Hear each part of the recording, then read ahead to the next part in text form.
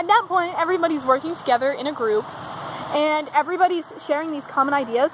And now that we're all learning about leadership and stuff, now it's time to take a step back and be like, okay, now I've got these skills. How can I apply them in everyday life? How can I change something that's in my community, or how can I help those that are around me? And I'm now going to start a community project called We Help, and it's for drug support.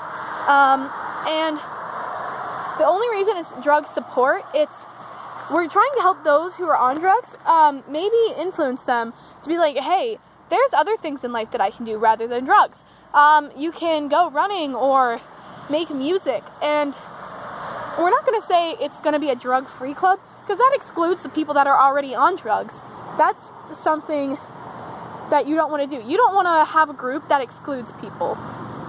There are people who are going to start food pantries for people that are in poverty in their community. And then there are people that are starting a clothing thing where they're going to collect clothing and shoes and money for those who are homeless.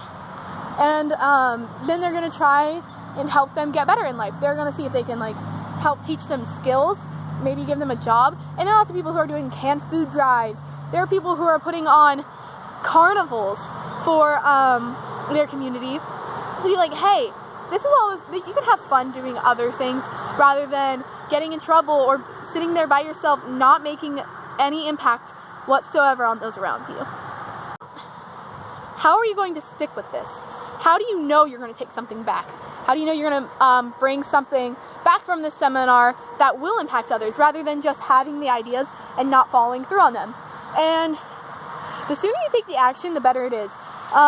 Tomorrow, I'm meeting with my school advisors, and we're going to start this We Help program.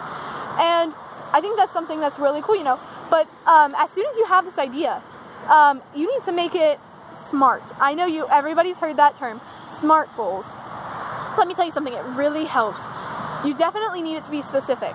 So my goal is start a group called We Help as a Meadowbrook High School, okay? It's going to be measurable, okay? Well, it's going to start out with at least 10 people.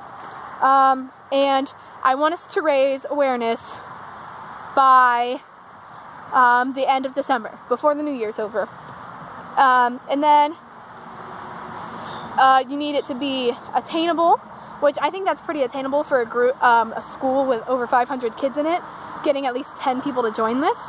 And then R is realistic. I think this is a very realistic goal that anybody can do.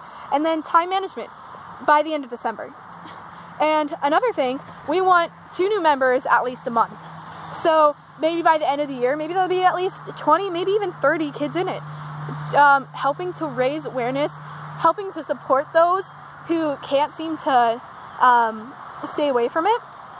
And I think that's something everybody should look into. SMART goals, absolutely.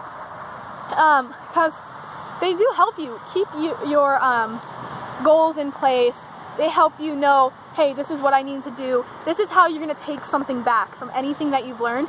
If something really inspires you and you want to change something like that around where you live, make a SMART goal and bring it back and stick with it.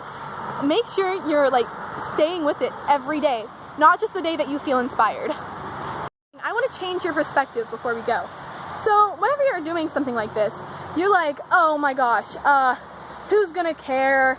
What do I have to lose? Those questions you need to forget about. Those questions, they're putting yourself down. They're saying, oh, nobody cares about me. What do I have to lose? Nothing? Exactly. No, those are negative words, negative connotations that I believe puts you down. So instead of thinking, who cares, or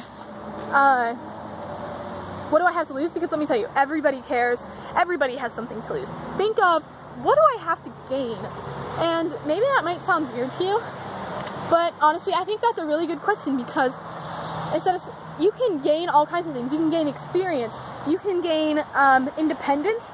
You can gain influence. And there's so much more that you can do around where you're from, or even within yourself that you can learn from and you can gain knowledge about it. So instead of asking who cares because everybody does, or what do I have to lose, because there's tons you can lose, think, what do I have to gain? And that is my video for today. I hope you guys enjoyed it. We'll definitely do something different next week, but I thought I would share my opinions about these things that I've been going through. And I want to say thank you guys to supporting me and helping me get to where I am today. So I'll see you guys next Monday with another video. Goodbye.